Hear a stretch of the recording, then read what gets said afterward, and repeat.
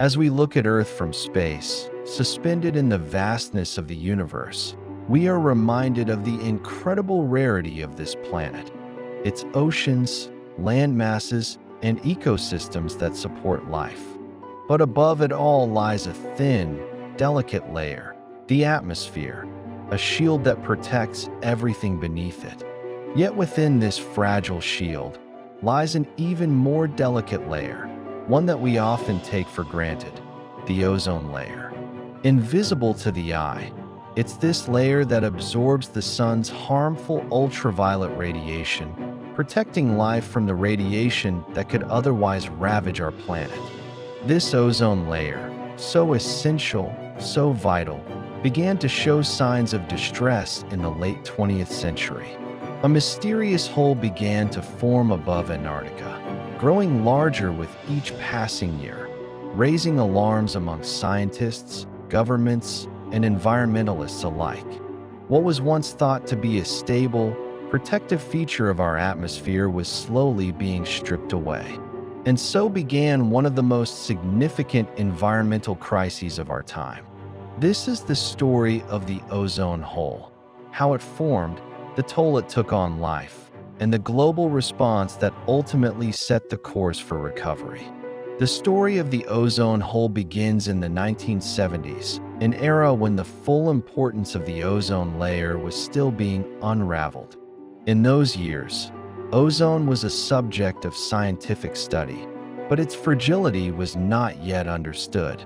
The ozone layer was seen as an invisible protector, quietly doing its job, and we rarely considered its vulnerability. Yet, in the pursuit of understanding our atmosphere, a new and alarming discovery was made. Scientists had begun to notice the destructive power of chemicals known as CFCs, chlorofluorocarbons, chemicals that were used in refrigerators, air conditioners, and spray cans. At first, their presence seemed harmless. CFCs were odorless, non-toxic, and highly effective in their applications. However, in the 1970s, scientists began to connect the dots between these chemicals and ozone depletion. They realized that, once released into the air, CFCs would rise into the upper atmosphere, where the powerful ultraviolet rays of the sun would break them apart, releasing chlorine and bromine atoms. These atoms would then destroy ozone molecules, and over time, this destruction would have a profound impact on our planet's protection against UV radiation. But it was the groundbreaking discovery in 1985 that truly stunned the world. Scientists detected a massive depletion of ozone over Antarctica, signaling the presence of what would come to be known as the ozone hole. This was no longer a distant possibility. It was happening right before our eyes, and it was a crisis that required immediate attention. To understand the significance of the ozone hole, it is essential to grasp the fundamental role of the ozone layer in our lives. The ozone layer is located high in the atmosphere, between 15 and 35 kilometers above the Earth's surface, and it plays a critical role in maintaining the delicate balance of life. Its primary job is to absorb the sun's ultraviolet radiation, particularly the more harmful UVB rays. These rays, if allowed to reach the Earth's surface, can cause serious damage to human health, including skin cancer, cataracts, and weakened immune systems. They also pose significant risks to marine ecosystems, plant life, and animals. Without the ozone layer, life as we know it would simply not exist. It acts as Earth's invisible sunscreen, preventing the sun's most dangerous rays from reaching our planet's surface. The discovery of the ozone hole over Antarctica was a terrifying realization. The very protection we relied upon was being depleted. For years, the ozone layer had kept us safe, but now it was vulnerable. And if the hole expanded, the consequences could be catastrophic. The ozone hole over Antarctica was particularly concerning because it exposed one of Earth's most remote regions to higher levels of ultraviolet radiation. As the hole grew larger, scientists feared the effects would spread, leading to a global increase in health problems, ecosystem destruction, and environmental degradation. This was no longer just a problem for scientists. It was an urgent global crisis. What made the ozone hole so troubling was that the cause was not something immediately visible nor easily understood. The culprits, chlorofluorocarbons, or CFCs, were once hailed as one of the greatest innovations of the 20th century. These chemicals were used in countless household and industrial products, from refrigerators to air conditioning units to aerosol sprays. They were efficient, stable, and safe, or so it seemed.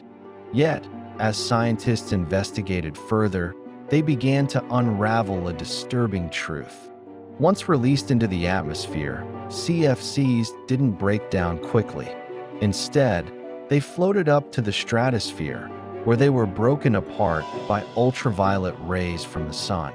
This process released chlorine and bromine atoms, which wreaked havoc on ozone molecules. Every chlorine atom could destroy over 100,000 ozone molecules before it was neutralized.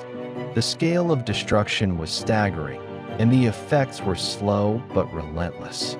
The deeper scientists delved into the issue, the clearer it became that the damage was not just a passing phenomenon. It was a long-term, human-made crisis. CFCs had been quietly eating away at our protective layer for decades, and by the time the ozone hole was discovered, significant damage had already been done. But it was not too late to act. Scientists believed that, with the right intervention, the damage could be halted. The ozone hole was not just a scientific problem, it was a global emergency, one that demanded international cooperation. For the first time in history, nations around the world came together to tackle an environmental crisis that affected all of humanity. And in 1987, that collective action took form with the signing of the Montreal Protocol. This international treaty set ambitious goals to phase out the production and use of ozone-depleting substances. The Montreal Protocol was a watershed moment in global environmental governance. It united countries across the globe, developed and developing nations alike, under a common cause, to protect the ozone layer and, by extension, the health of every living thing on Earth. What made the Montreal Protocol unique was its universal commitment. Unlike many other international agreements, the treaty was ratified by all countries, including the major producers of CFCs. This broad consensus was crucial to the protocol's success. The commitment was clear.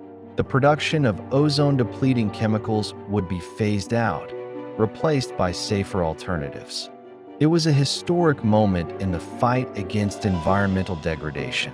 Over the following decades, the world took bold steps to address the crisis.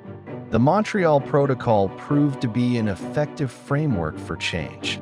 It led to the reduction and eventual elimination of many harmful chemicals.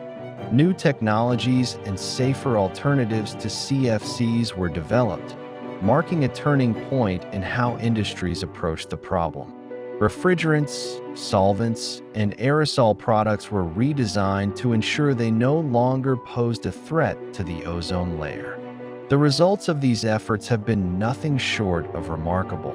Studies show that the ozone layer is beginning to heal, and the ozone hole over Antarctica has started to shrink. What once seemed like an irreversible disaster is now on the path to recovery. By the middle of the 21st century, scientists predict that the ozone layer will be restored to its pre-1980 levels, thanks to the collective action of the global community. The recovery of the ozone layer is already having profound effects on the planet. As the ozone hole begins to close, levels of harmful UV radiation reaching Earth's surface have decreased.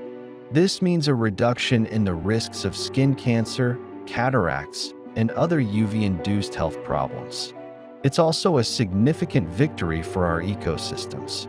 Plant life, marine environments, and animals that rely on balanced ecosystems are beginning to recover from the damage that excess UV radiation caused. This recovery also signals something deeper. It demonstrates that, even in the face of grave environmental challenges, humanity can take action and make a difference. The ozone layer is healing, and with it, a sense of global unity has emerged. The success of the Montreal Protocol stands as a beacon of hope for future environmental endeavors.